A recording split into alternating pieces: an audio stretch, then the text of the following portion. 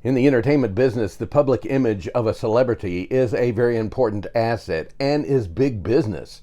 There are professionals and firms that specialize in exactly that.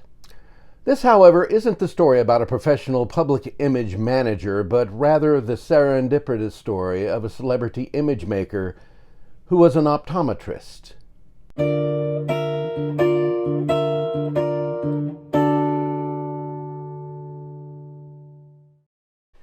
Dr. J. Davis Armistead sat in his office in 1949 staring in disbelief at the prescription he had just written for his new patient, Charles. It's not that Dr. Armistead had never seen the low vision designated as 2800, but he had never seen it in a 13-year-old. Even though Charles was a new patient to Dr. Armistead, this wasn't his first pair of eyeglasses. Without serious correction, the boy could not function as a sighted person, and so he had been wearing corrective lenses ever since he was quite young. He needed new frames for the new lenses, so the doctor fitted him with a standard metal and plastic frame design called a brow line. This appointment was Charles' first of many with his optometrist. Getting back to Charles, he was born into a musical family, and he had a great interest in playing music.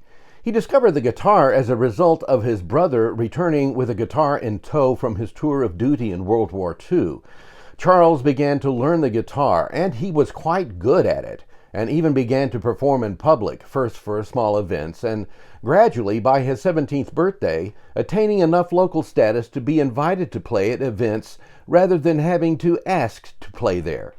His local popularity and the frequency of play was increasing daily. By the time he was 19, the appearance of Charles' heavy-duty corrective eyewear began to bug him. He felt self-conscious about performing while wearing eyeglasses, and also he felt that if he wanted to go anywhere with a musical career, the audience would accept him more easily if he was not wearing glasses, because no other entertainer that he knew of in the music business wore them. Charles' objective then was to make his low-vision corrective hardware as inconspicuous as possible, even trying to use the first-generation 1950s version of contact lenses, which only made a slight improvement in his vision, but more significantly could hardly be worn for more than about an hour at a time, and so that project proved to be futile. At one point, he even tried playing his guitar on stage without wearing the glasses at all. This resulted in an incident where he dropped his guitar pick and then discovered he couldn't see it on the floor. Well, as a matter of fact, he couldn't even see the floor.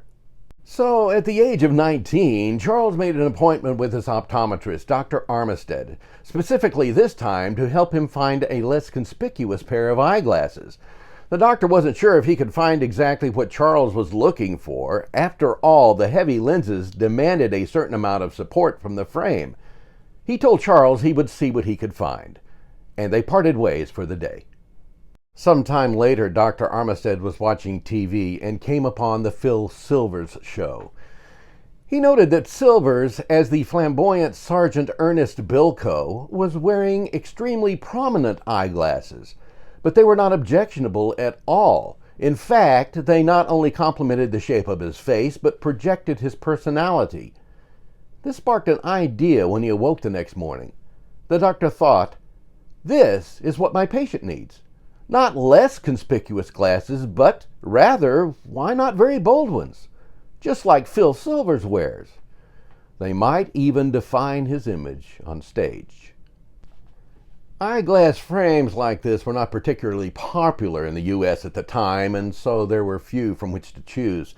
But as it turned out, such frames were popular in Mexico, and as luck would have it, the doctor vacationed there yearly, and his annual trip was upcoming. So the good doctor decided to find out, on his own time, as he vacationed in Mexico City, if he could find the frames for Charles, and he did.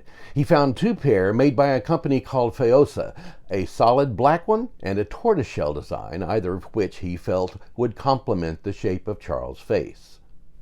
At Charles' next appointment in 1956, Dr. Armistead presented him with both frames and asked him which one he would prefer, after explaining to him the concept of using the glasses as an expression of his personality, a la Phil Silvers. Charles went all the way, choosing the solid black ones, and tried them out when he played at his next gig.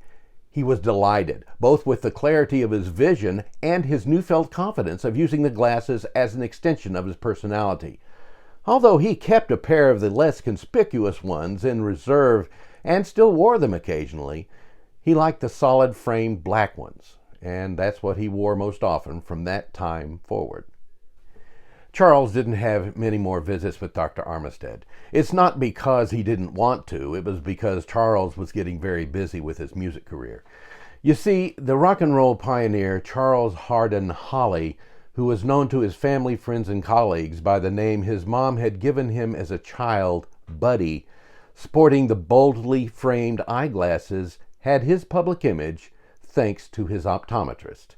The eyeglasses that Dr. Armistead fitted proved to be exactly what the perceptive doctor believed they would be, a definitive public image. Buddy was wearing them on the night of his tragic death in February 1959. His glasses were not initially retrieved from the aircraft crash site, though, and were assumed to be lost.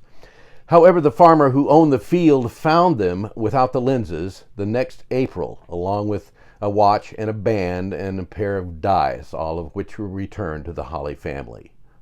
Dr. Jesse Davis Armistead lived in Lubbock, Texas to the age of 98, and once said in an interview that in all of his years of practice, there were no other of his patients that were fitted with the same eyeglass frames that he had recommended to Buddy Holly. He was remembered by all who knew him as one of the kindest and most people-oriented souls they had ever known, and it served him well. For he was also known as the public image maker for Buddy Holly. I hope that you enjoyed this video, and if so, please click that like button and let me know what you think. If you're so inclined, it would be a great time to subscribe and use that notification option so that you'll know when I publish new material, which I usually do several times a week. I also invite you to submit suggestions for video subject matter concerning popular music between the 1950s and 1970s. Just leave a comment on this video, or you can email me at theguitartrooper@gmail.com. Thanks again for watching.